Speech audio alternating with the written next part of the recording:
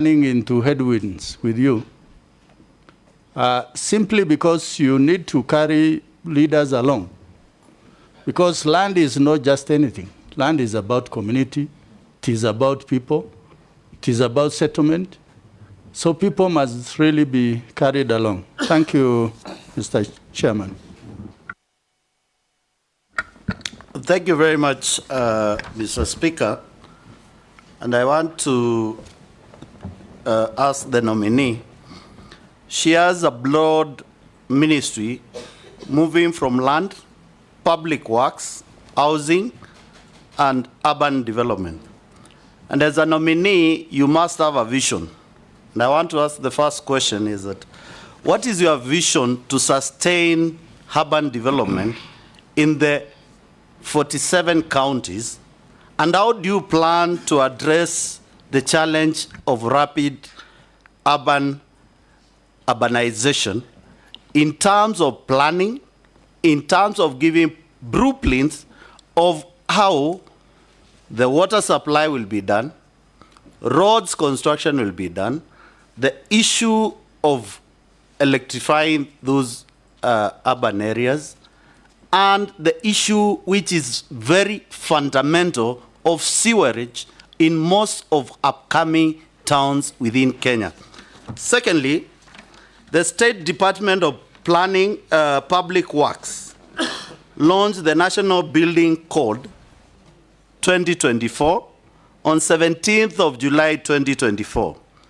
The code is expected to update the standards and the requirement in the construction industry and aims to resolve the various issues affecting the Kenya building economy environment. If approved, how would you support the execution of this code? Various associations, including the Association of Construction Managers of Kenya and Interior Designers Association of Kenya, have raised concern concern on being unrecognized by the code. What is your opinion and what is the remedy of this? In prayer on my first question, when you get to that ministry, are you able to give... When or if? If you get to that ministry, are you, and do you have the capacity to give a vision of how do we want our towns and our urban areas be planned so that we can have proper coordinated construction, which includes the housing program you are also in charge? The last one, the assistant chiefs. Mule, one question at a time. Okay, can I finish with this? Can I finish with this? You've hit two already. This is the last one. As the Minister for Housing, and you are in charge of this ministry, and to implement the housing program, what do you visualize on how the common man at the village, the assistant chief, the chief who is paying the housing levy to benefit from the housing program in this country? That question has been asked 4 times. Yes. Yeah. Yes, but I think it is important to Mule. Maybe I can start with it and say that I had said that I see this program of affordable housing is a new one. Stages, and is spreading. And I see it going forward. I see it going to the rural areas as well. But for now, we are within urban centers. For obvious reasons, infrastructure, facilities. The next question. Yeah. Mukami had asked me about pending bills, Honorable Speaker. The pending bills, we have about 18 billion legacy or pending bills. Some of them from cases that are filed against the ministry.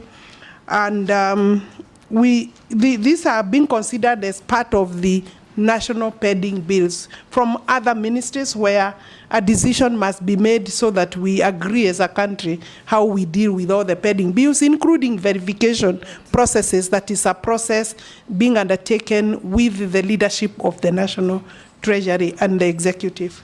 So we will have decisions made together. Compensation, I don't understand which compensation, because compensation in terms of compulsory acquisition is done by the National Land Commission, and basically that is not within my mandate. Any other compensation, maybe by judgments, those are pending cases or pending bills. I believe I could start with the question of Adhisasa had been answered, but I am saying that this really, I'm thinking that we should get accommodation, because it's now real time possible to access your records and get information regarding your land records, especially when somebody else other than you want to access your records. You are the one to approve. I think the challenge for me is how to move faster to the other, maybe not now for me, for the ministry, for me if I'm approved, but for the ministry, the challenge is how to expedite. And I had said that with the necessary funding, it is possible to expedite. There is an issue you raised regarding titles in Marsabit or even elsewhere. Let me also warn the members, just alert the members and the public that it is not all titles that are out there that are actually valid titles or are titles. They could just be papers with no worth of a title deed. There are many, some are just made at Liver Road, like some of the cases the Honorable Majority Leader was raising, title papers. When you look at them, they look like they are genuine, but they are made from River Road and they cannot transfer proprietary rights to any property.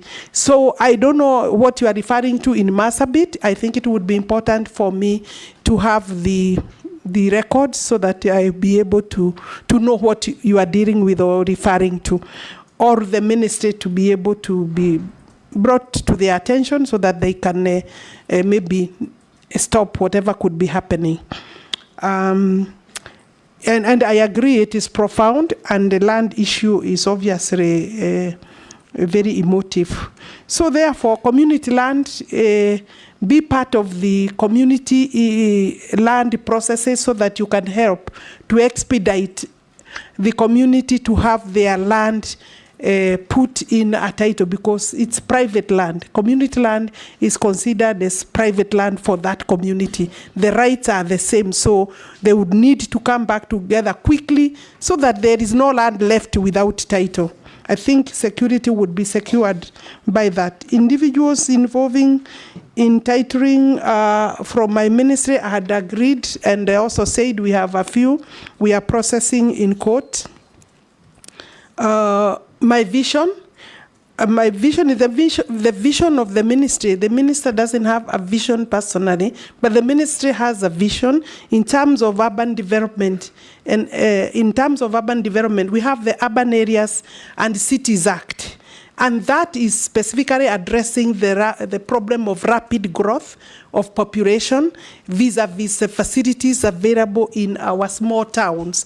And that's why the KUSIP, that is Kenya Informal Settlement Program and Kenya Support Program for the urban areas has been developed, which of course is basically focusing on the facilities we have in all the towns, small and big, so that the planning becomes a condition, proper planning, PDP preparations, and all those physical planning for the land use and for the development use are part of the conditions for accessing the funding under those programs. So in my view, if you ask me what is the vision, those programs are for between, they are 5 years program, but looking forward, we need very elaborate cooperation between the county governments, because you know they are the ones in charge of the planning at the county level, including survey work, so that then it is possible to have properly planned towns now before they become fully congested. My ministry, with the leadership of the Directorate of Physical Planning, former ministry, I beg your pardon, Mr. Speaker, has sufficient capacity to be able, and of course we can always increase capacity as a government to be able to guide the county governments, and they always draw back for purposes of planning, and they seek support from us.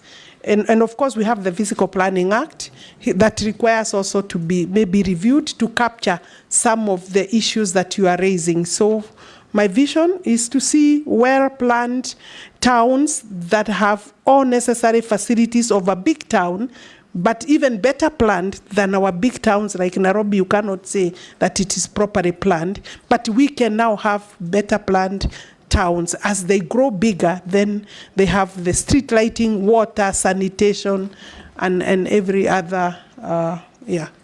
And of course, including titling. Thank you, Alice. Yeah. Alice, let me ask you one or two questions. Under Schedule